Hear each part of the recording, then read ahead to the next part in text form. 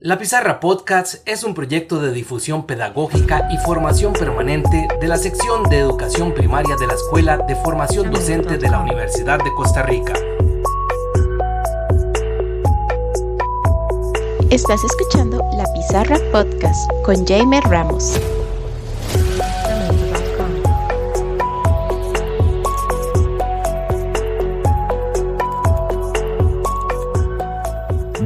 Bienvenidos a su espacio Huellas. Como hemos venido conversando, hoy vamos a hablar acerca de la educación rural en Costa Rica. Vamos a hablar de lo que implica esta modalidad, este enfoque pedagógico que tiene una importancia determinante en el contexto de globalización, de neoliberalismo que vivimos en prácticamente a nivel global.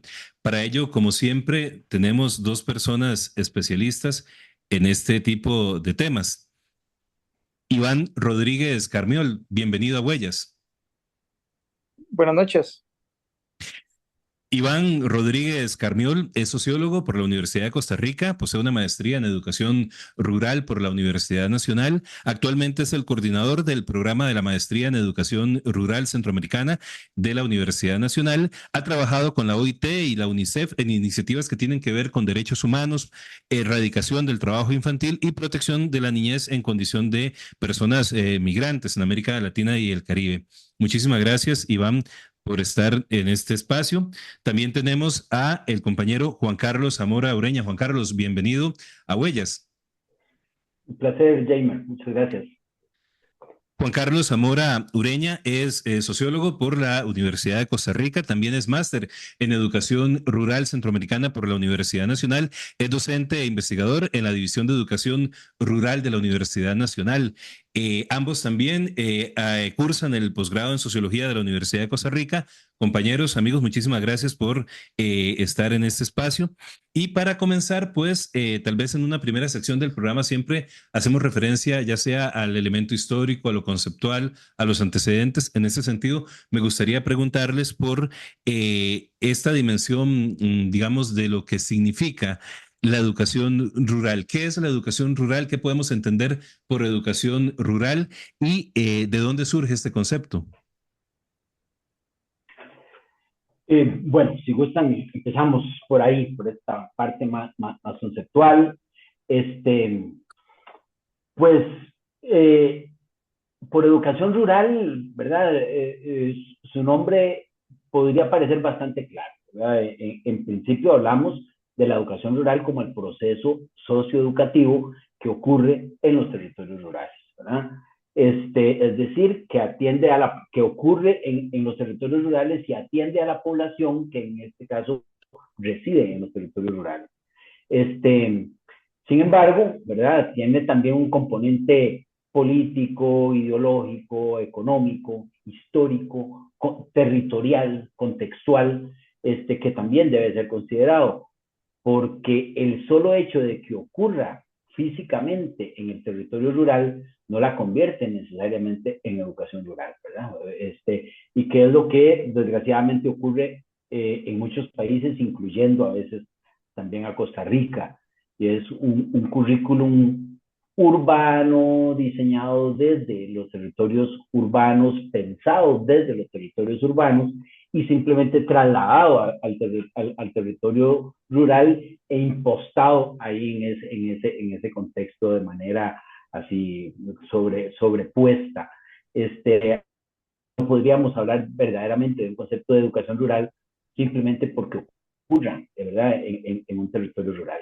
De manera que para poder hablar realmente de una educación rural tendríamos que pensar en una propuesta educativa, ¿verdad?, que contemple las necesidades y las posibilidades, las fortalezas de los territorios rurales y que responda a estas necesidades desde lo pedagógico, desde los contenidos, desde lo ideológico, desde lo político, y que conecte realmente con esa realidad. Es decir, una educación que no solo ocurra en el territorio rural, sino que responda a las particularidades y a las condiciones y que aporte a los procesos de desarrollo, llamémoslo así, ¿verdad? Porque un concepto totalmente discutible, pero bueno, a los procesos de desarrollo de los territorios rurales. En ese sentido, podríamos hablar entonces de un proceso socioeducativo que podríamos llamar educación rural. Tal vez para complementar un poquito, yo creo que quizá es importante clarificar, ¿verdad? Que educación rural, ¿verdad? Eh, fusiona estos dos conceptos, el de educación por una parte y el de lo rural por otro. El concepto de lo rural se dice muy fácil, ¿verdad? Pero no es tan sencillo, ¿verdad? Eh, la ruralidad como tal es un concepto principalmente de carácter econométrico, ¿verdad? Tiene que ver con la densidad de servicios, infraestructura en el espacio inmediato, ¿verdad? Entonces, si pensamos, por ejemplo, en una cuadra, ¿verdad? En tomarle, bueno, no, en las zonas rurales no hay cuadras, ¿verdad? Para empezar, si pensamos en un bloque, digamos, de territorio, lo primero que tendríamos que preguntarnos para saber si es un territorio rural o urbano es precisamente esto, ¿verdad? Hay carreteras, hay electricidad, hay servicios de agua, hay otro tipo de servicios comerciales, hay bancos, hay abastecedores, iglesia, escuela, etcétera, etcétera, ¿verdad? En el espacio inmediato. Es esa densidad de servicios en un área geográfica la que le confiere el carácter de rural o urbano, ¿verdad? Hablamos muy fácilmente en términos dicotómicos, ¿verdad? De la realidad rural y urbana, como si fueran un polo blanco y otro negro, ¿verdad? De una realidad, pero lo cierto es que hay un continuum entre lo urbano y lo rural, ¿verdad? Y ciertamente, o sea, podemos construir, ¿verdad? Teóricamente, ¿verdad? Prácticamente una línea discontinua, ¿verdad? Que va desde lo urbano a lo más rural, ¿verdad? Pasando por diferentes gradientes de ruralidad, ¿verdad? Según tengan o no estas características que mencioné. La densidad de población en un área de territorio también es una de los criterios para establecer si un espacio es urbano o rural. Aquí lo que vale la pena y es importante resaltar es que la frontera entre urbano y rural es arbitraria, absolutamente, ¿verdad? Hay un momento en que se pasa, ¿verdad? De una zona urbana a una zona rural, y tiene que ver un poco con si está más o menos alejado de toda esta infraestructura, densidad urbana, etcétera, etcétera, etcétera, ¿verdad? Entonces es un concepto que tenemos que manejar con cuidado y tenemos que manejarlo con cuidado también porque hay una carga casi que emotiva, valorativa, ¿verdad? Relacionada con los espacios urbanos, ¿verdad? Y rurales, que básicamente asocia lo urbano, la urbe, la ciudad, ¿verdad? Con un espacio de desarrollo, con un espacio de dinamismo económico, de desarrollo social, ¿verdad? De facilidad, ¿verdad? Para realizar la vida. Y el espacio rural como un opuesto polar, ¿verdad? Un espacio atrasado, un espacio en el que nada es dinámico, en el que está allí, ¿verdad? Pegado en el tiempo, ¿verdad? Que no es claramente moderno y donde no se consiguen ni es posible realizar, ¿verdad? La vida con estas comodidades, ¿verdad? Entonces, tomando esta dificultad y esa complejidad del término y la dicotomía entre urbano y rural, ¿verdad? La educación rural, pues pasa por allí, ¿verdad? Hay también una, una frontera, ¿verdad? Bastante arbitraria que separa lo urbano de lo rural. Y con ello no quiero decir que no existan diferencias, existen diferencias importantísimas, ¿verdad? De hecho, la disponibilidad de estos servicios, de esta infraestructura, de estos servicios públicos, de estos diferentes servicios comerciales, ¿verdad? Y por supuesto, la densidad de población en una unidad de área tiene una importancia determinante sobre qué modelo debemos de utilizar para poder realizar allí un proceso educativo, ¿verdad? Como bien decía Juan Carlos, la educación que hablamos, sin más, ¿verdad? Sin apellidos, esa educación genérica, ¿verdad? Arquetípica, Todos la pensamos, ¿verdad? Como el aula, que es de un solo grado, ¿verdad? Niños de una sola edad, homogénea en ese sentido, que forma parte incluso de una escuela mayor, ¿verdad? Etcétera, etcétera. Eso es lo que nos imaginamos todos de inmediato cuando pensamos en escuela, cuando pensamos en educación. Y esa realidad es particular de las zonas urbanas, ¿verdad? En las zonas rurales, la baja densidad de población hace que en una escuela puedan haber menos de 30 alumnos en toda la escuela, ¿verdad? Y eso hace que el MEP asigne únicamente un docente, ¿verdad? A una comunidad con estas características, ¿verdad? Y ese docente se enfrenta al reto, ¿verdad? De poder desarrollar y facilitar y acompañar un proceso de enseñanza y aprendizaje, ¿verdad? Con un grupo que es heterogéneo en términos de edades, ¿verdad? Y escolaridad, ¿verdad? Al mismo tiempo, en la misma aula. Y entonces, claro, cuando tomamos todos estos aspectos en cuenta, nos damos cuenta de que en realidad la educación rural es un caso específico, ¿verdad? En los procesos educativos que requiere todo su desarrollo, no solo conceptual, sino también metodológico, pedagógico, didáctico, ¿verdad? Para poder realizar procesos educativos eficaces, ¿verdad? Y que promuevan, ¿verdad? A los niños, niñas, adolescentes y adultos y adultas, ¿verdad? Que participan de los procesos educativos en estas zonas.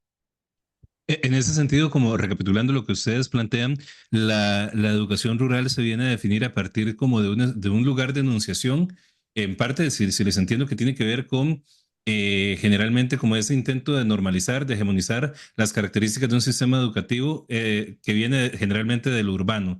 Y empezamos a definir la educación rural a partir de características propias de espacios que se empiezan como a desdibujar de esa realidad urbana en función de la cantidad de población, del acceso a infraestructura, de servicios y también supongo que por una serie de actividades propias del espacio rural, ¿verdad? Actividades económicas, productivas, culturales, identitarias, sociales, etcétera, que nos permiten pues entender como esta realidad de la educación rural. Y eso lleva pues nos lleva a la otra pregunta.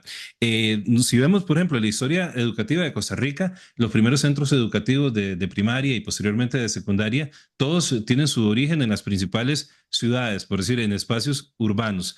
Pero posteriormente inicia un proceso de cobertura o se intenta llevar sobre todo la educación primaria a los espacios rurales. Esta lógica es compartida en muchas realidades latinoamericanas. Entonces, la pregunta sería, ¿cómo ha evolucionado la educación rural en el contexto latinoamericano y qué importancia tiene en un país que históricamente ha sido profundamente rural, como el caso costarricense y bueno, y también el caso de muchos países latinoamericanos? Si me permitís, Juan Carlos, creo que habría que mencionar allí, ¿verdad? Algunas acotaciones con respecto a lo que estás diciendo. Efectivamente, los primeros centros educativos existentes en el país tenían lugar en centros urbanos y ahí me voy a una historia muy, muy lejana, ¿verdad? No al pasado reciente, ¿verdad? Durante el siglo XVII, XVIII, ¿verdad? Era realmente en los lugares en donde existía concentración de población que se prestaba algún tipo de servicio, por lo general, era un servicio brindado por la iglesia, ¿verdad? Y no por el Estado. La verdadera explosión, el verdadero boom y la verdadera revolución educativa inicia a finales del siglo XIX, ¿verdad? Con el periodo de reforma liberal, ¿verdad? En donde se entiende, ¿verdad? La importancia que juega una institución como la escuela para el desarrollo, habría que decirlo con pelos y señales, económico, político, social del país, ¿verdad?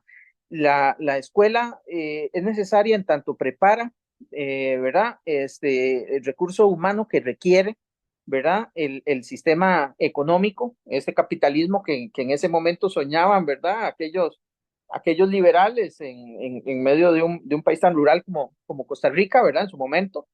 Y ahí la cosa como que cambia, ¿verdad? cambia porque al declararse la educación como universal, obligatoria, ¿verdad? Ya ahí las escuelas no están en su mayoría ya más en núcleos de población. Ahí tenemos una explosión de escuelitas rurales, ¿verdad? Y yo, bueno, me pueden tildar de romántico, pero yo creo que es importante, ¿verdad? Rescatar desde la historia, ¿verdad? El papel que tuvieron las escuelas unidocentes, ¿verdad? Multigrado, que es como hoy llamamos técnicamente a esos centros educativos en donde hay un grupo de niños que tienen todos diferentes edades, diferentes escolaridades en ese momento, ¿verdad?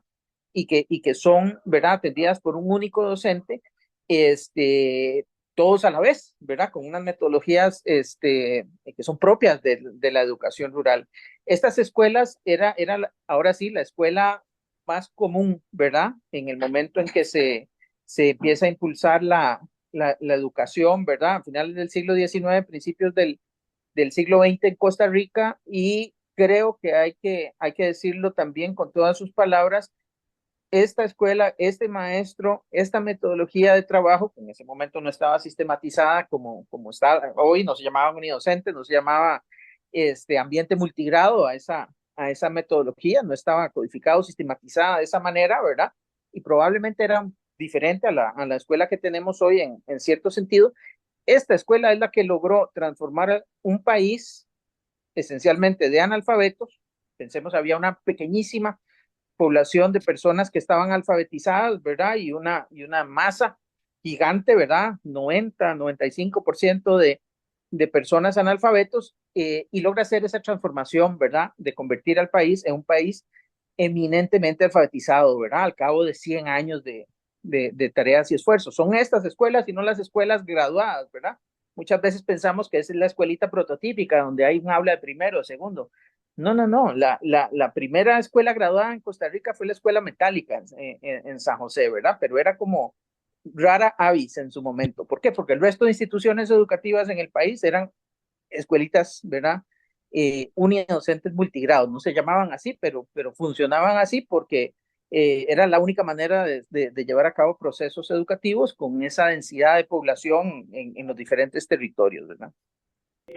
Agregaba que hoy el 38% de las escuelas existentes en el país siguen siendo escuelas unidocentes, ¿verdad? El 38, 39, por ahí anda el dato a 2022, ¿verdad? O sea, sigue siendo un modelo importante, a pesar de que en Costa Rica no se habla explícitamente de un modelo de educación rural, ¿verdad? De un subsistema de educación rural.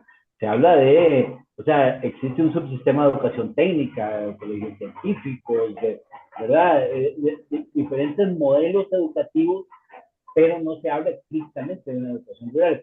Se tiende a la apuesta sigue siendo hoy todavía la idea de que la educación es igualitaria y que la meta seguirá siendo que los mismos contenidos que ocurren en el centro de San José ocurran en Talamanca, y ese sigue siendo visto de alguna manera como el ideal. Yo creo que esa es la dirección equivocada, ¿verdad? Que si los procesos culturales, económicos, socioculturales e históricos son diferentes, pues si la educación es la misma, en algún lado está mal. Así que habría que revisar eso.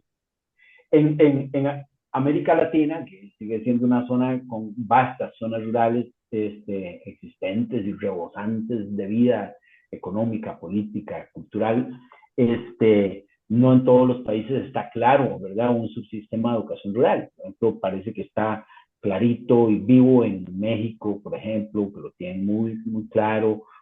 Cuba lo tiene claro, Argentina, Bolivia, así que países que recuerden en este momento en los que existe un subsistema de educación rural con docentes que se forman para ser docentes de la educación rural, y objetivos diferentes de la educación para los territorios rurales que para otras zonas del país. Es decir, la educación convertida en una herramienta, ¿verdad?, para los procesos de desarrollo territoriales, ¿verdad? Porque no en un país la igualdad no significa, ¿verdad? Que tenemos que estar todos metidos, digamos, en el mismo corte y en el mismo modelo. La igualdad no es eso, es otra cosa. Así que bueno, ahí andamos en educación rural en Costa Rica y así rápidamente en la región. Si me permitieras, Jaime, ampliar un Claro. poquito sobre este punto, ¿verdad? Yo creo que Juan Carlos nos dio una pista que vale la pena subrayar, ¿verdad? El MEP no reconoce ni la necesidad y ciertamente no reconoce la existencia de un subsistema de educación rural. El MEP sigue argumentando que la educación es una sola, que el docente es uno solo, que un docente que pueda trabajar en un aula graduada puede trabajar en un aula multigrado, lo cual es una falacia a todas luces, ¿verdad? La única institución de educación terciaria que en este momento brinda la especialización en educación rural es la Universidad Nacional, ¿verdad? Y te puedo asegurar a pie juntillas, ¿verdad? Que los procesos educativos se realizan de una manera en centros urbanos o por lo menos en centros con cierta concentración de servicios y de población y absolutamente de otra manera distinta en zonas rurales, ¿verdad? Que no cuentan con esa densidad ni esos servicios, ¿verdad? Las universidades públicas no son las únicas que preparan docentes, ¿verdad? Pero todas ellas, excepto la Universidad Nacional, prepara docentes para esa escuela urbana, ¿verdad? Que mencionábamos, una escuela graduada con aulas, ¿verdad? Conformadas por niños de una misma edad, ¿verdad? Y todas las universidades privadas están todavía más allá si se puede, ¿verdad? Hay egresados de carreras de educación de universidades privadas que a lo largo de toda su carrera no dedicaron sino quizá alguna lectura en alguno de los cursos al tema de educación multigrado, ¿verdad? Y estas personas que están siendo formadas, ¿verdad? Por las universidades privadas tienen el mismo chance, ¿verdad? De ser reclutados por el Ministerio de Educación Pública y ser enviados a una escuela rural que tienen los estudiantes que son formados, ¿verdad? Y que tienen una formación específica de la Universidad Nacional para lidiar con estas especificidades de la educación en los ambientes rurales, en los territorios rurales, ¿verdad? Y en ambientes multigrado, ¿verdad? De manera unidocente. Esto es algo que vale la pena subrayar porque el Ministerio de Educación habla de manera muy despectiva, ¿verdad?, sobre la calidad de los procesos educativos en zonas rurales, pretendiendo que son los docentes y los procesos de formación docentes los culpables de estos problemas de calidad, sin darse cuenta que en buena medida, y habría que hacer una investigación formal, ¿verdad?, sobre el alcance de esto que voy a decir, en buena medida, que estos problemas de calidad se dan precisamente por decisiones administrativas erróneas tomadas en los más altos niveles del Ministerio de Educación, ¿verdad? Hola, En yo este soy Emily sentido, Valverde, pertenezco a la carrera de Educación Primaria en la Universidad de Costa Rica y estoy en cuarto año de carrera. Destacada de la Facultad de Educación, les invito a que escuchen y sean partícipes de la Pizarra Podcast. Este es un espacio para todas las personas estudiantes y graduadas del área de educación, tanto como en primero como segundo ciclo, en estrategias de la educación costarricense. Gracias.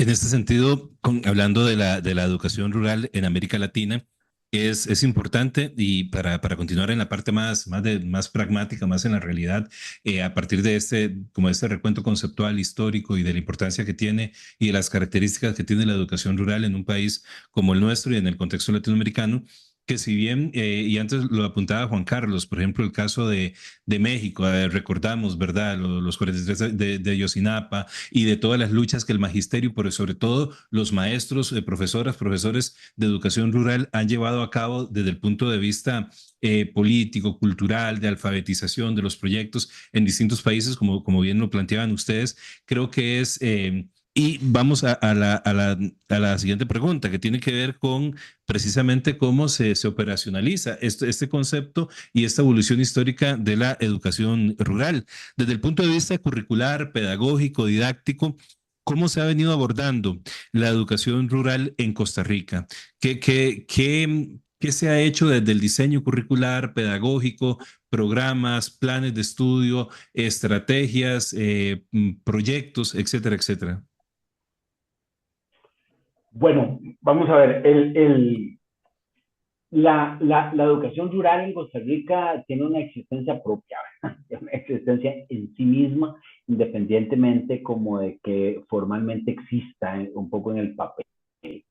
En primaria, la educación rural y lo que configura un modelo de educación rural en particular, probablemente se sintetiza en la escuela unidocente, ¿verdad? Que era lo que mencionaba Iván anteriormente, que son muchísimas escuelas, 1.300, 1.400 escuelas de las 4.000 que existen.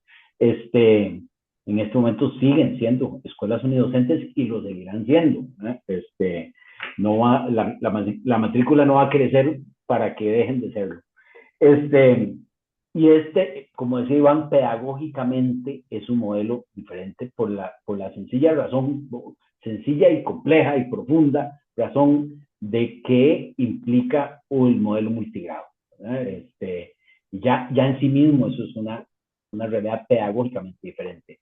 En términos formales se supone que lo que ocurre en los territorios rurales es lo que se llaman procesos de contextualización.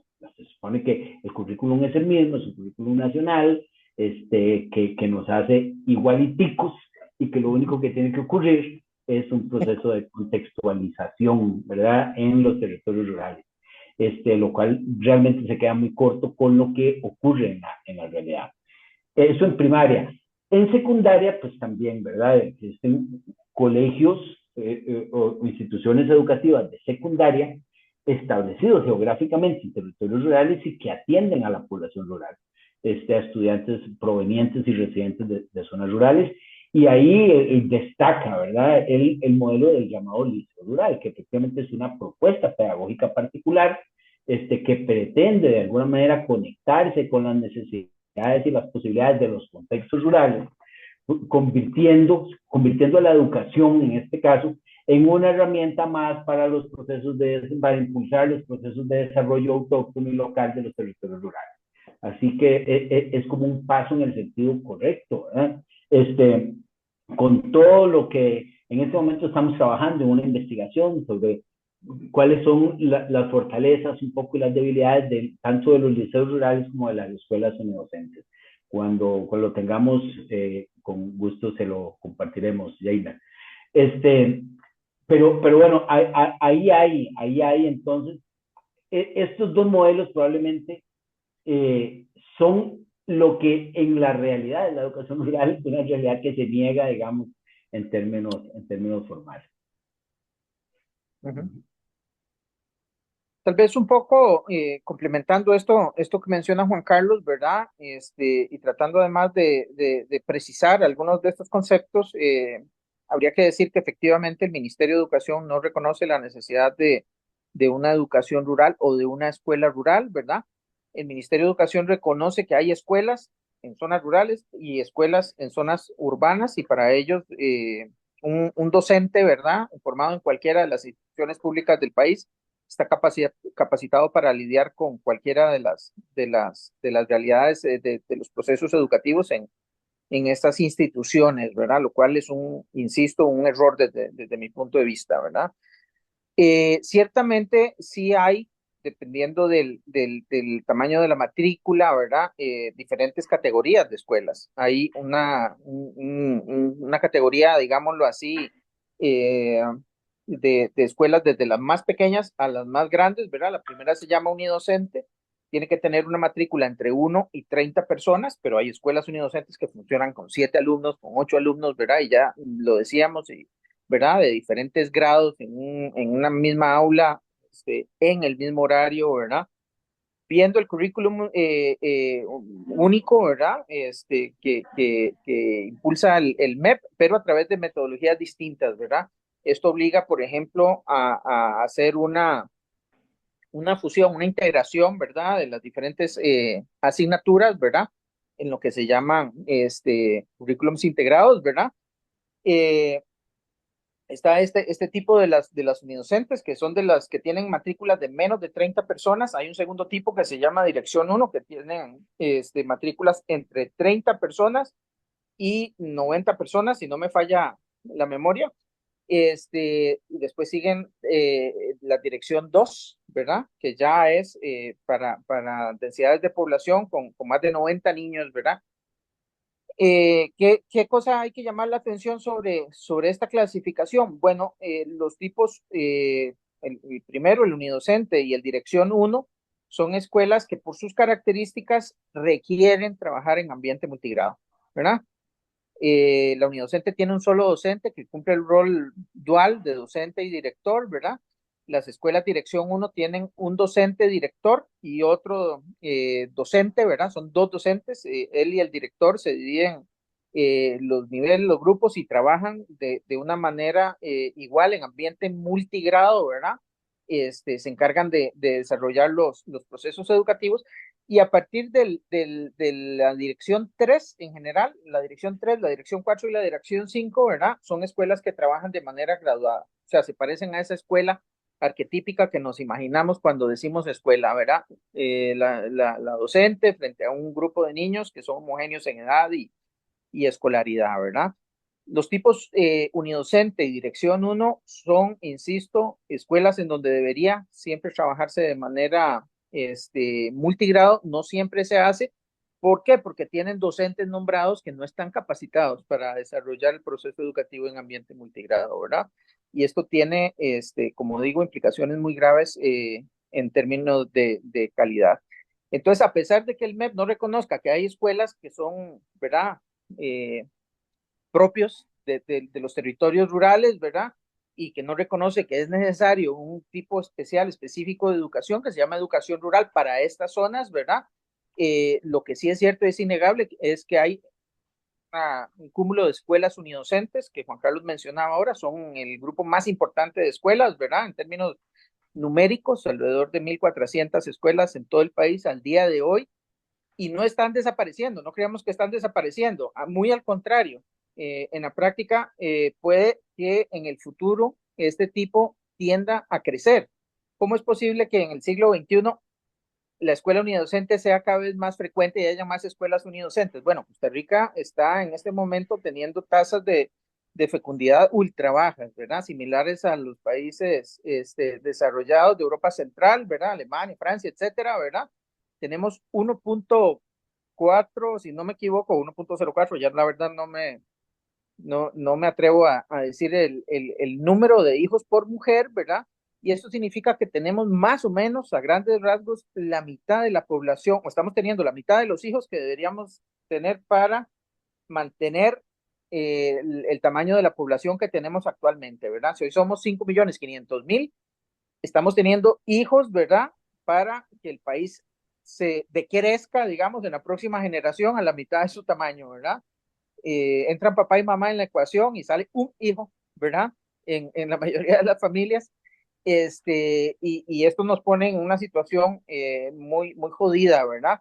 ¿Por qué? Porque al decrecer tanto la natalidad en las zonas rurales, también las matrículas escolares tienden a caer, ¿verdad? Y eso significa que una escuela que hoy tenía matrícula para hacer dirección 3, ¿verdad? Y para trabajar de manera graduada, en 5 años resulta que no tiene el número suficiente para seguir operando como una dirección 3, va a recibir nombramientos para un menor número de maestros, porque resulta que ya ahora son 60 estudiantes únicamente, ¿verdad? Y se van a nombrar únicamente 2 maestros que van a verse en la necesidad de trabajar en ambiente multigrado, ¿verdad? Así que es posible que tanto las escuelas unidocentes como las escuelas dirección 1 en los próximos años crezcan en lugar de reducirse, ¿verdad? Y si hacemos un análisis de qué ha pasado en los últimos 10, 15 años, vamos a ver que el número de ambas no solo se mantiene en el tiempo, sino que ha experimentado en algunos casos crecimiento, particularmente las escuelas unidocentes, ¿verdad? Porque hay escuelas dirección 1 que en determinado momento ya no tuvieron matrícula para mantener la condición de dirección 1 y pasan a ser unidocentes, ¿verdad? Entonces vean cómo el tema no es menor, no es un tema que esté tendiendo a desaparecer en importancia, ¿verdad? O en pertinencia, muy al contrario, se está convirtiendo en un tema cada vez más pertinente, ¿verdad? En ese sentido, me gustaría preguntarles, porque ¿de qué valoración les merece a ustedes la gestión que hace el MEP? Vamos a ver, primero, sí mencionar que sí se forman docentes de grado, ¿verdad? Con énfasis en educación rural. Y eso lo hace la División de Educación Rural del CIDE de la Universidad Nacional. Ah, existe también el posgrado, pero también el grado, y esa sí es la única instancia en el país que forma docentes especializados en los procesos de educación rural, que va más allá que lo de multigrado, ¿verdad? En las comunidades rurales, el docente es una figura que juega un papel, digamos, muy importante y bastante diferente a lo que ocurre, a lo que implica ser docente en los contextos urbanos, ¿verdad? Hay comunidades en Costa Rica en las que la única presencia estatal es la escuela, ¿verdad? Y el docente es probablemente el único funcionario que tiene que asumir labores de consejero, de psicólogo, de nutricionista, de médico, y obviamente de docente, de líder comunal, de promotor del desarrollo, de organizador comunitario, de un montón de papeles que la comunidad asume que el maestro debe afrontar, y se forman docentes para que asuman ese rol, ¿verdad? Eso es lo importante, la universidad sí lo hace. La escuela unidocente efectivamente responde a una realidad demográfica, ¿verdad? O sea, tenemos, o sea, existen escuelas o deben existir escuelas, porque el derecho a la educación existe y tiene que brindarse en comunidades en las que no hay más de 30 niños que vayan a la escuela al mismo tiempo, ¿no? Y tiene sentido pensar que no vamos a mandar a 5 maestros para atender a 30 niños, ¿verdad? Así que bueno, es una necesidad, responde a una realidad, ¿verdad? Demográfica. El modelo multigrado se hace absolutamente necesario, siempre lo ha sido. En Costa Rica siempre ha existido y no hay perspectivas de que deje de funcionar, de que deje de ser necesario, como bien lo planteaba Iván. Como les decía, la educación rural es más que la estrategia pedagógica, ¿verdad? Pasa por la estrategia pedagógica, pero es más que eso. Así que la debilidad, digamos, en el abordaje de parte del ministerio me parece que tiene que ver con los contenidos, ¿verdad? Con esa idea de pretender igualar y de uniformar los contenidos y el perfil de salida. Es decir, se espera que un niño graduado en una escuela de Telire de Talamanca tenga el mismo perfil de salida, ¿verdad? Porque los que trabajamos en educación entendemos del perfil de salida que un niño que graduado en Atillo 8, ¿verdad? Y eso es lo que uno podría cuestionar, ¿verdad? Lo que de alguna manera nosotros cuestionamos, ¿por qué el perfil de salida tiene que ser lo mismo? ¿Por qué los objetivos de la educación en diferentes contextos tendría que ser el mismo, ¿verdad? Si es el mismo en los Yoses y en Upala, alguno está mal, ¿verdad? Es un poco lo que queremos hacer énfasis ahí. Entonces, ahí es donde creemos que está el deficiente abordaje institucional del fenómeno de la educación en un país que evidentemente no es demográfico, ni económica, ni culturalmente homogéneo, ¿verdad? Como, y no tiene por qué serlo, ni siquiera es una aspiración. O sea, no tendríamos que aspirar a ser culturalmente homogéneos, ¿no? ¿Verdad? Eso no es deseable, ni siquiera deseable. Así que me parece que ahí es donde está el, el, el, la síntesis, digamos, de la El problemática. meollo del asunto. Y si me permitís, Jaime, me gustaría agregar ojo, ¿verdad? No hay nunca que pensar que la educación rural y mucho menos la educación en ambiente multigrado es una educación de segunda categoría, ¿verdad? O que es algo que se hace porque no hay más remedio. No, de ninguna manera. El modelo de educación multigrado es un modelo mucho más sofisticado. Ajá, hay que reconocerlo, y el que no quiere reconocerlo, no, ¿verdad? Es porque tiene prejuicios que no ha elaborado, que es mucho más sofisticado el modelo de ambiente multigrado que el modelo de escuela, de trabajo en escuela graduada. Voy a hacer una caricatura, ¿verdad? Esto es un tema, por supuesto, complejísimo, ¿verdad? Hay expertos que podrían explicarlo mucho mejor que yo, pero para darles los rudimentos de cómo funciona un ambiente multigrado, ¿verdad? Supongamos que está el profesor, ¿verdad? Llega y tiene 20 alumnos. Esos alumnos tienen edades desde 7 hasta 15 años, ¿verdad? Todos ellos tienen diferentes niveles de escolaridad, por lo general, pero no necesariamente en función de su edad, ¿verdad? Y por lo tanto tiene un grupito, 3, 4 que están en primer grado, 3, 4 que están en segundo, 3, 4 que están en tercero, etcétera, etcétera, hasta sexto, ¿cierto? ¿Cómo trabaja una escuela en ambiente multigrado? Bueno, los niños de un mismo grado se hacen un grupo, ¿verdad? Tienen una esquina de la clase, una pared, eso sería lo idóneo, ¿verdad? Las clases, o sea, las aulas en una escuela rural de ambiente multigrado deberían ser heptágonos, ¿verdad? Estos polígonos de siete lados. ¿Por qué? Porque hay 6 paredes, ¿verdad?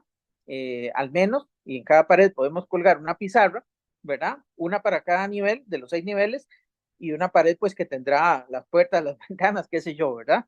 Pero lo idóneo sería que hubiera una pared para cada uno de los niveles y que en ese rincón los niños de ese nivel puedan hacer un grupito de trabajo, y cada uno trabaje de manera grupal, de manera colaborativa, ¿verdad? Una guía de trabajo, ¿verdad? En conjunto, ¿verdad? Con el resto de sus compañeros de nivel. Entonces, imaginámonos que hay un grupo de primero, otro de segundo, otro de tercero, otro de cuarto, otro de quinto, otro de sexto.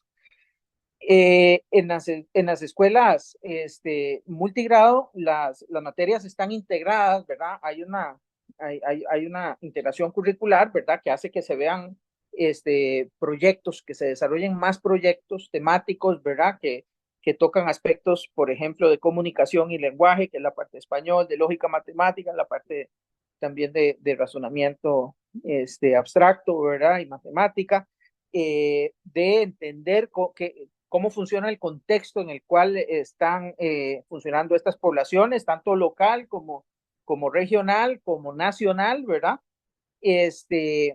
Pero allí las materias de estudios sociales, español, matemática, esa división que hacemos aquí no tiene tanto sentido, ¿verdad? Ellos están trabajando pequeños proyectos de investigación, de trabajo colaborativo en esos grupitos. Y habría que decirlo y subrayarlo, los niños solos están trabajando en eso, ¿verdad?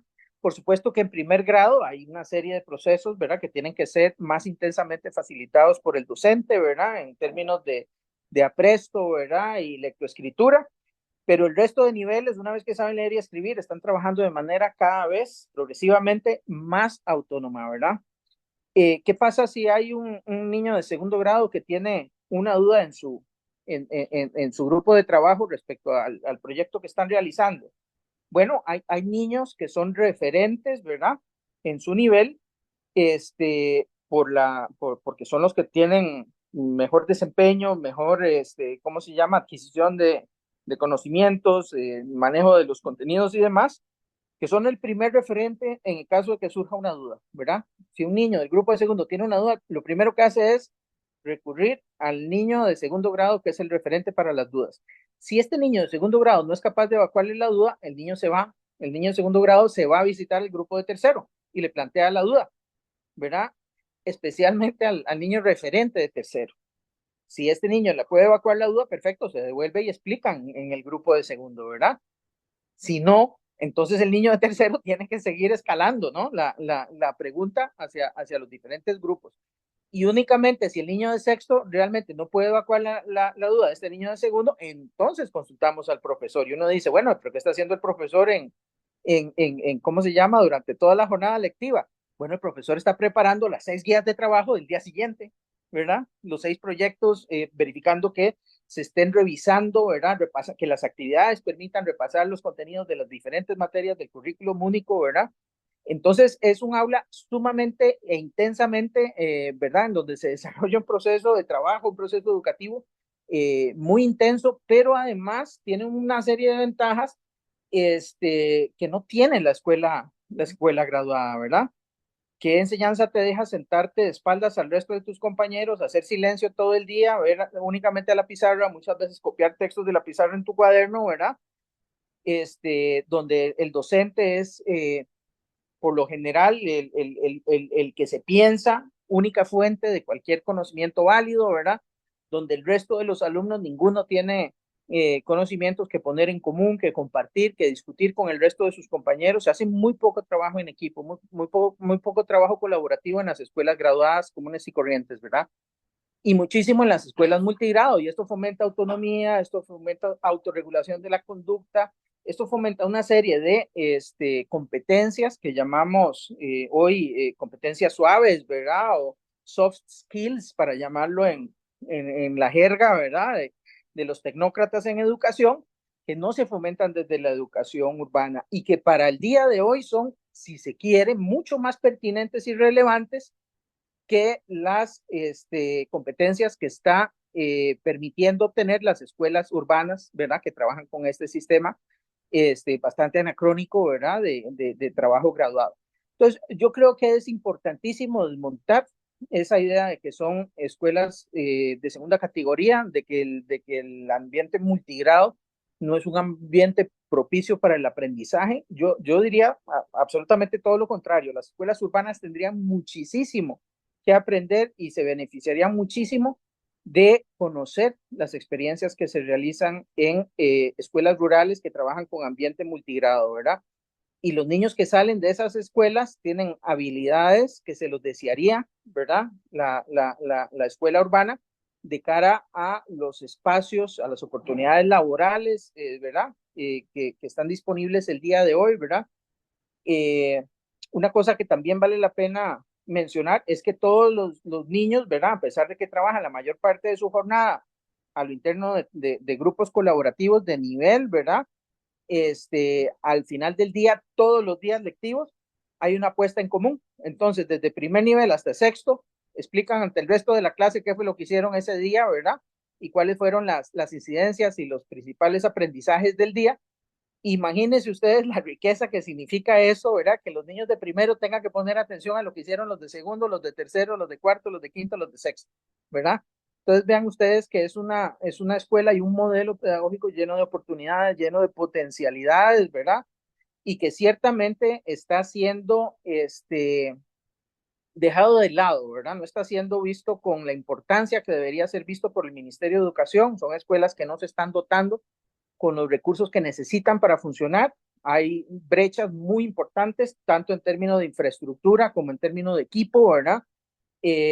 Ciertamente el hecho de que nombremos profesores que no tienen una adecuada formación al frente de escuelas rurales que funcionan con ambiente multigrado es un problema serio, ¿verdad? Que fomenta la alta rotación de personal, ¿verdad? El docente de universidad pública que llega ahí y no ha visto ambiente multigrado en su vida, lo primero que quiere es salir corriendo, ¿verdad?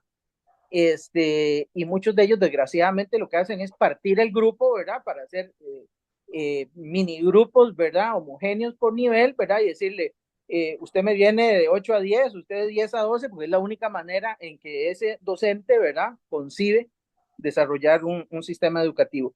Entonces, ahí es donde está el principal problema. Y yo diría la principal falencia del Ministerio de Educación en este momento es el no reconocer, ¿verdad? No solo la pertinencia, sino la importancia y potencialidades que tiene este modelo y apoyarlo como se debe. que es más caro que el modelo urbano, si hacemos la división de recursos destinados por niño, probablemente sí, pero vivimos en Costa Rica, ¿verdad? Y aquí la educación es un derecho para todos, ¿verdad? Es la forma colectiva que el país decidió, ¿verdad? Va a ser su principal esfuerzo, su principal mecanismo de movilidad social, ¿verdad? Entonces hay que apoyarlo, ¿verdad? Y viéndolo de esta manera, probablemente un 8% del PIB no resulta entonces tan recaro, ¿verdad? Recordemos que no tenemos ejército, ni tenemos que gastar en ejército, ¿verdad? Pero bueno, estas son discusiones candentes que tenemos que desarrollar y resolver y pronto, ¿verdad? Porque la realidad, principalmente la realidad demográfica y presupuestaria, nos está explotando en la cara, ¿verdad? Envíanos tus temas de interés, tus comentarios y sugerencias. Escríbenos a la página de Facebook Educación Primaria UCR. Somos La Pizarra Podcast, tu formación permanente. Síguenos y suscríbete en iVoox y Spotify. Somos La Pizarra Podcast, tu formación permanente.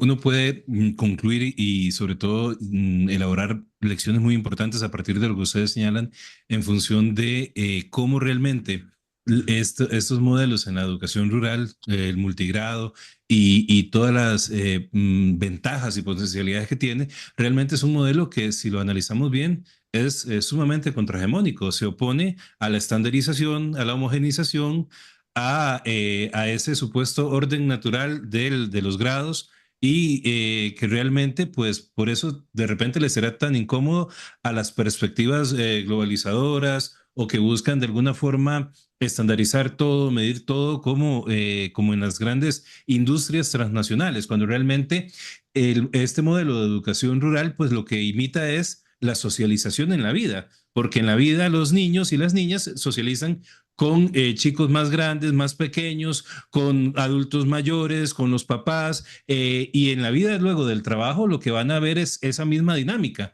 en donde busco la ayuda de quien tal vez tenga más conocimiento sobre algo y si yo puedo aportar a mi grupo y si podemos compartir y socializar las enseñanzas, creo que al final se produce una mayor riqueza pedagógica y de eso va el asunto. Creo que realmente es un ejercicio el investigar, el estudiar y como lo han hecho ustedes, tanto Juan Carlos como Iván, a lo largo de muchísimos años, la complejidad que tiene algo que tal vez es visto por personas que desconocemos o que venimos de una estructura más tradicional, ¿verdad?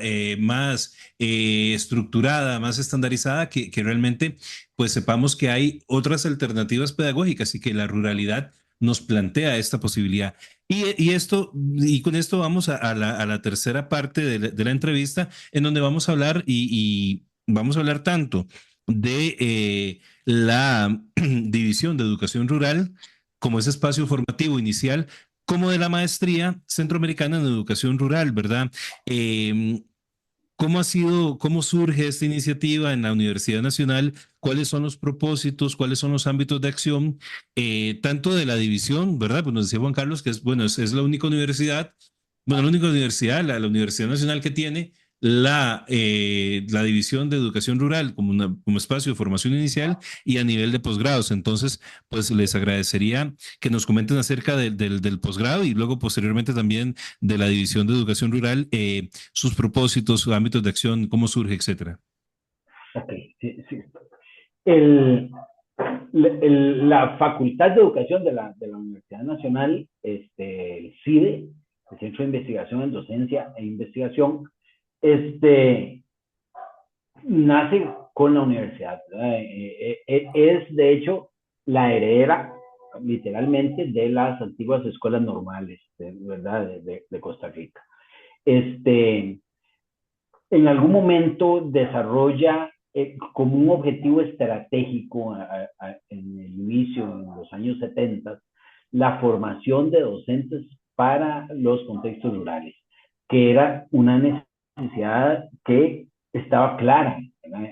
En ese momento, la necesidad de formar docentes en las zonas rurales y que trabajaran allá, ¿verdad? Y que es además, porque con esta reflexión que hacías antes, también es importante, digamos, agregar que hay un aporte en términos de democratizar el derecho a la educación, ¿verdad? Que la escuela unidocente y la educación rural hace un importante aporte en ese sentido. Ese es el origen así muy rápido del CIDE y además de las divisiones, que bueno, los mismos colegas del CIDE dicen división no es el mejor nombre, ¿verdad? No deberíamos dividir. Deberíamos integrar.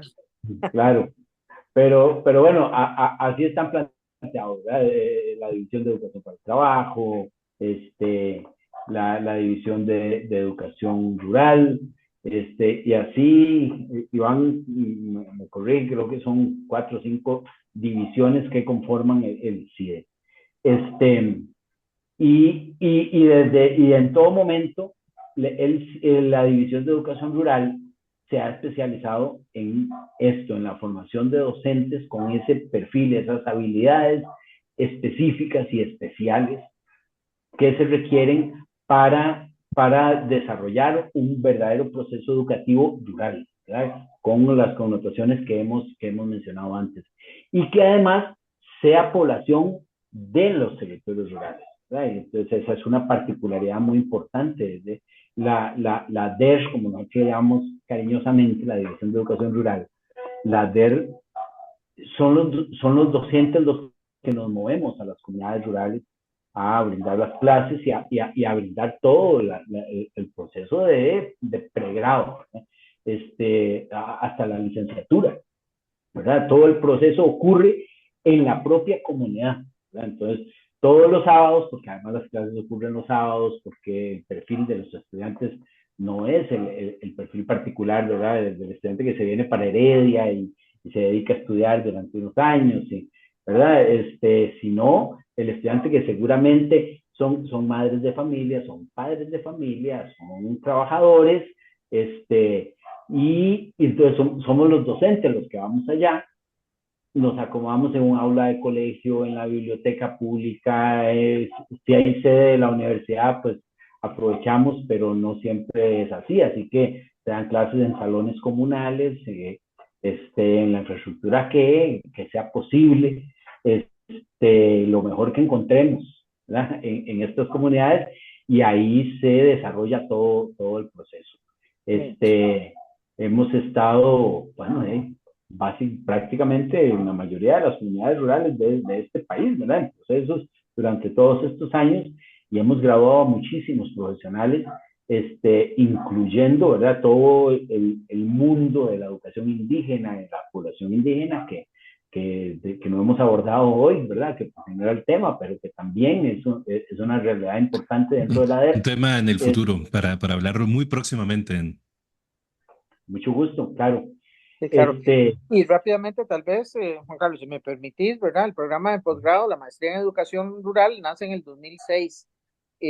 A partir también, aprovechando un apoyo de la cooperación holandesa, ¿verdad? Que en ese momento estaba apoyando, ¿verdad?, la Universidad Nacional. Pues se decide, ¿verdad?, diseñar, hacer las investigaciones de base, ¿verdad?, un programa de posgrado a nivel regional. No es un posgrado para Costa Rica, es un posgrado para toda Centroamérica, ¿verdad? Y es un posgrado que no es en docencia, ¿verdad? No es específico en docencia, es más bien busca apoyar, ¿verdad?, la adquisición de conocimientos de todos los profesionales de las diferentes ramas que requieran desarrollar o liderar programas educativos con cualquier población de cualquier edad en cualquier territorio rural, ¿verdad? Entonces, a nivel de posgrado ya no estamos hablando de maestros y maestras únicamente de primer y segundo ciclo. Muchos de nuestros egresados son de este perfil, pero además tenemos sociólogos, antropólogos, agrónomos, ¿verdad? Una gran gama y variedad de de profesionales, ¿verdad? Que están desarrollando por sus trayectorias laborales, ¿verdad? Y especializaciones, procesos de diferente naturaleza en territorios rurales, ¿verdad? Entonces la idea es dotar a estos profesionales, ¿verdad? Que tienen muchas veces una formación inicial de base diferente a la docencia, ¿verdad? Con competencias que les permitan, ¿verdad? Liderar, impulsar, formular, diseñar, evaluar también procesos educativos en territorios rurales, ¿verdad? Esta es un poco la idea de la maestría. Desde el 2006 a esta parte ya hemos tenido 8 promociones. En este momento está concluyendo la octava promoción, ¿verdad? Los estudiantes, ya hay algunos que han defendido su trabajo final de graduación, otros están en proceso de hacerlo, y el año entrante, el 2025, en mayo, tenemos programado la apertura de la novena promoción de este posgrado, ¿verdad? Muy bien. Yo les iba a preguntar también por las principales líneas de investigación.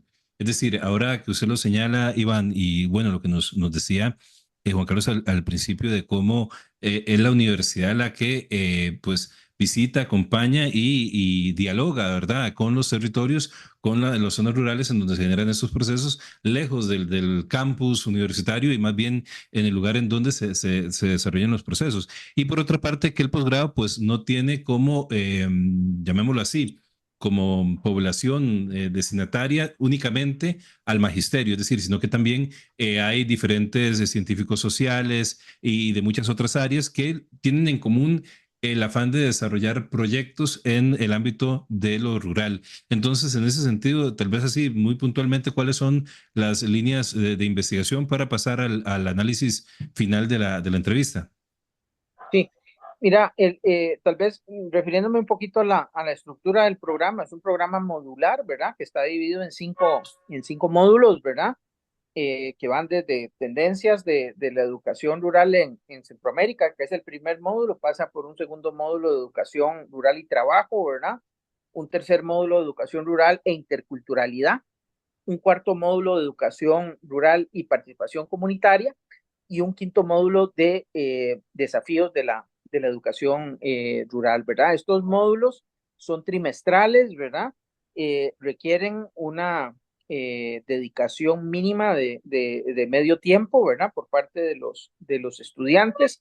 Son módulos que se desarrollan a distancia, ¿verdad? Al principio del programa, en sus inicios, estrictamente a distancia, ¿verdad? Actualmente, con todo el desarrollo de las tecnologías de información y comunicación, lo cierto es que estamos aprovechándolas, ¿verdad? Y estamos trabajando en una suerte de híbrido de presencialidad virtual, ¿verdad? Estas clases. Sin embargo, la maestría mantiene aún, ¿verdad? La posibilidad de ser cursada por estudiantes, ¿verdad? Que puedan únicamente cursar el programa a distancia. ¿Cómo lo hacemos? Organizamos sesiones semanales de trabajo, ¿verdad? Con los profesores, los estudiantes en ambiente virtual, con base en plataformas de las TICs, ¿verdad? Y estas sesiones se graban, ¿verdad? Y estas grabaciones quedan colgadas. Es recomendable, pero no es obligatorio conectarse a estas sesiones. Recordemos que la población objetivo de nuestro programa son profesionales que trabajan en zonas rurales de Centroamérica, ¿verdad? Y aquí quisiera subrayar que Centroamérica tiene índices de ruralidad, ¿verdad? Que probablemente acá en Costa Rica sean difíciles de encontrar ya, ¿verdad? Hay zonas muy remotas en Centroamérica, y lo que esperamos en el programa es poder captar profesionales que estén desarrollando trabajo ahí, ¿verdad? Y formarlos, ¿verdad? En este set de competencias, ¿verdad? Para el liderazgo de procesos socioeducativos, ¿verdad? Entonces es un programa a distancia que en la práctica se está implementando con una hibridación ahí de modalidad presencial virtual, ¿verdad? Y la posibilidad también de cursarlo a distancia, ¿verdad? Viendo de manera asincrónica, ¿verdad? Las grabaciones de estas sesiones, y desarrollando, por supuesto, el las guías de trabajo, ¿verdad? Que el profesor deja. Desde el momento en que ingresan al programa, los estudiantes tienen que identificar una línea, un tema de investigación, tienen que desarrollar un trabajo final de graduación, ¿verdad? A lo largo de los 5 módulos, de manera concurrente al desarrollo del programa teórico, ¿verdad? Por así decirlo. Y al finalizar los 5 módulos, pues tienen un plazo perentorio, ¿verdad? Para terminar, ¿verdad? No, pues creo que logré explicar, ¿verdad? Que la maestría pues tenía esta particularidad de que desde el momento en que ingresan los estudiantes deben de empezar a formular un trabajo final, ¿verdad? Que es el que usan para graduarse. Hay una única modalidad para la elaboración de este trabajo final, es un proyecto de investigación, acción participativa, ¿verdad? Y es un proyecto que, si bien es cierto, se puede hacer individualmente, fomentamos desde la maestría la posibilidad de poder trabajar en grupos, ¿verdad? Incluso en grupos de diferentes nacionalidades, ¿verdad? De manera que entre los 3 puedan hacer toda una revisión teórica, un desarrollo de una metodología en torno a un interés específico, ¿verdad? Y ponerla en práctica en cada uno de los países y luego poder de nuevo analizar los resultados obtenidos en cada uno de los países, ¿verdad? De una manera comparativa incluso, ¿verdad? Y poder presentar un trabajo final de graduación integrado, ¿verdad? Entre los diferentes componentes del grupo, ¿verdad?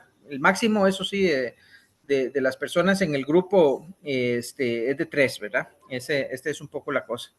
Y otra particularidad del programa es que combina, ¿verdad? Estas sesiones teóricas a distancia o en presencialidad virtual, ¿verdad? Con giras pedagógicas de campo, ¿verdad? Entonces, en diferentes momentos del programa, la totalidad del grupo se desplaza a diferentes países. Por ejemplo, la gira pedagógica que corresponde al módulo de educación para la interculturalidad, la desarrollamos en el país más intensamente intercultural de Centroamérica, que es Guatemala, ¿verdad? Durante una semana intensiva, ¿verdad? De 5 a 8 de la noche, trabajamos en diferentes zonas rurales de Guatemala, desplazándonos, conociendo experiencias, buenas prácticas, ¿verdad? Visitando universidades que son además referentes en la preparación de educadores y educadores rurales, ¿verdad? Entonces es un programa muy interesante, ¿verdad? Por todos estos diferentes actividades y la combinación que hace, ¿verdad? De espacios de formación a distancia, virtuales y presenciales también. Para finalizar, me gustaría preguntarles con respecto a la situación, digamos, de cómo se puede, o más bien preguntarles, que si consideran ustedes que la educación rural, la modalidad o el enfoque, el abordaje de la educación rural como praxis educativa, puede constituirse en una alternativa o en un ejercicio de resistencia en un contexto, como lo hablamos recientemente, de lo global, de lo estandarizado, del neoliberalismo, de la mercantilización, ¿verdad? En donde se supedita lo educativo a los intereses únicamente empresariales, industriales, transnacionales y demás. ¿Qué valoración le merecen pues esta posibilidad de la educación rural? Con respecto a este tema, creo que ya hemos a lo largo del programa mencionado varias cosas que podría retomar. Por ejemplo, yo destacaría 3 ideas para plantear ahí de alguna manera sugerente. El primero sería ese primer aspecto que ya mencionamos, de que la educación rural es un mecanismo imprescindible para democratizar la educación, para democratizar el derecho a la educación. No podemos pensar en que la educación sea un privilegio urbano, ¿verdad? y no tiene ningún sentido, y no tiene ningún sustento ni desde un punto de vista, digamos, de estrategia de desarrollo nacional, ¿verdad? Ni desde un punto de vista de derechos humanos fundamentales, ¿verdad? Así que la educación rural es una herramienta imprescindible para la democratización del derecho a la educación.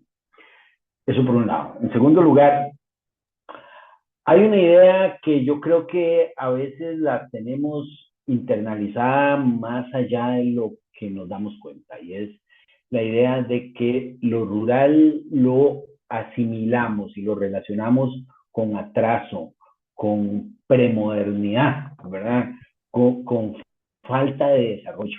Lo rural es rural porque no se ha urbanizado todavía, ¿verdad? Y por lo tanto tenemos la idea de que desarrollo es, digamos, en el caso de Costa Rica, parecerse mucho a San José, ¿verdad? Conforme nos parezcamos a San José, por decirlo de algún modo, pues más desarrollados estaremos, ¿verdad? Entonces las comunidades rurales se sienten más desarrolladas cuando en lugar de un bosque tienen un mall, ¿verdad? Cuando en lugar de un río tenemos un parqueo. Entonces nos vamos sintiendo más desarrollados. Esa idea, ¿verdad? Que la educación ha contribuido mucho a inculcar en la población, incluso en la población rural, ¿verdad? La población rural se siente atrasada, ¿verdad? Y entonces, por eso también mucho el fenómeno de la migración rural urbana y urbana. La educación rural puede jugar y debería jugar un papel fundamental en ese cuestionamiento unilineal del desarrollo, ¿verdad? De ese desarrollo con las mayores comillas que nos podemos imaginar, ¿verdad? Ese cuestionamiento me parece que es un aporte fundamental en este sentido de cuestionar cosas, ¿verdad? La educación rural debería cuestionar esta supuesta propuesta de desarrollo unilineal en el que necesariamente nos vamos desarrollando conforme nos vamos urbanizando, ¿verdad? Yo creo que los compañeros demógrafos en Costa Rica ya nos han alertado un poco, ¿verdad? No alertado, ¿verdad? Nos han contado que probablemente la población costarricense se va a mantener más o menos en el tamaño que tiene hoy, ¿verdad? O sea, que probablemente no lleguemos a los 6 millones nunca, ¿verdad? Es decir, Costa Rica va a seguir siendo un país con una densidad demográfica baja, o sea, vamos a seguir teniendo amplios territorios rurales, siempre, ¿verdad? O sea, no va a ocurrir que va a haber una explosión demográfica en Upal o en la zona norte o en la zona sur, seguirán siendo territorios rurales. Tenemos que pensar en una estrategia de desarrollo rural, ¿verdad? No, la idea de que desarrollo es urbanizarse, yo creo que tenemos que sacarla por diferentes razones, sacarla de nuestro inconsciente colectivo. La educación rural juega un papel fundamental en eso y tiene que conectarse con esas necesidades de desarrollo rural. Eso me parece un aporte fundamental y además un cuestionamiento de fondo, troncal, ¿verdad? A esta propuesta unisaborizada de desarrollo y lineal, ¿verdad? Y eso nos conlleva al tercer punto que a mí me parece fundamental, que es la revalorización de lo rural, ¿verdad? Esa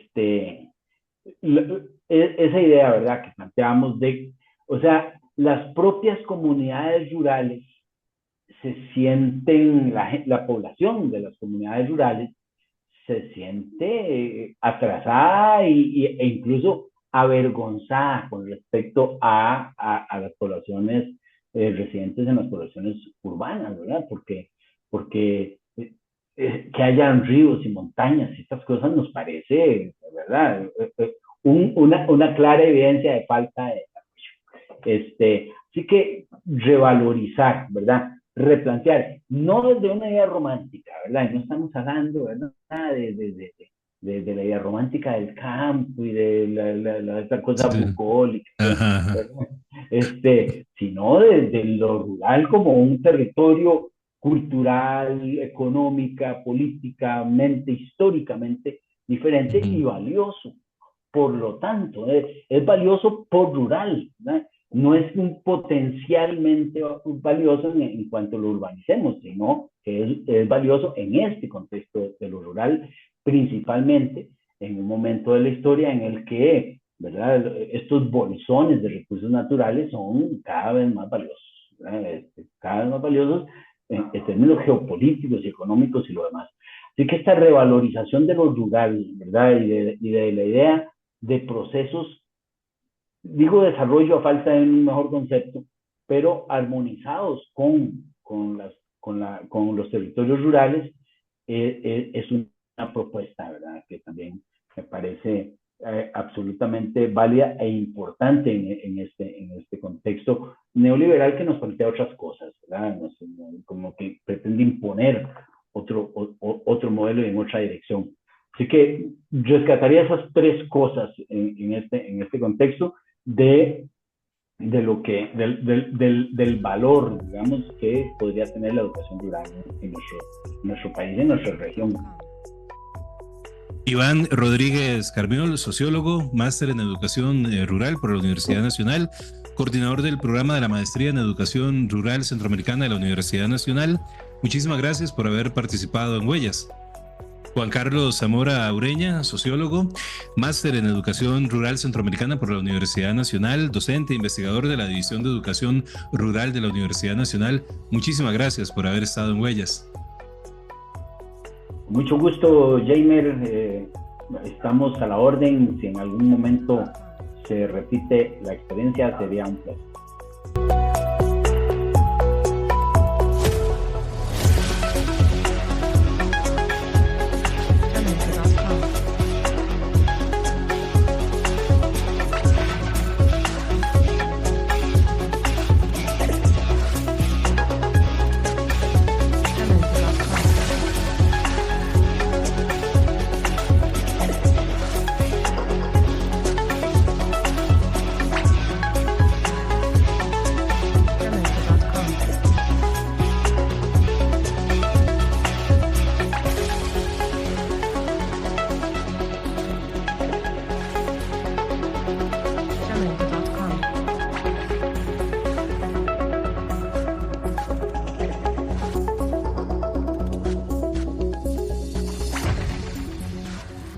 Jamendo.com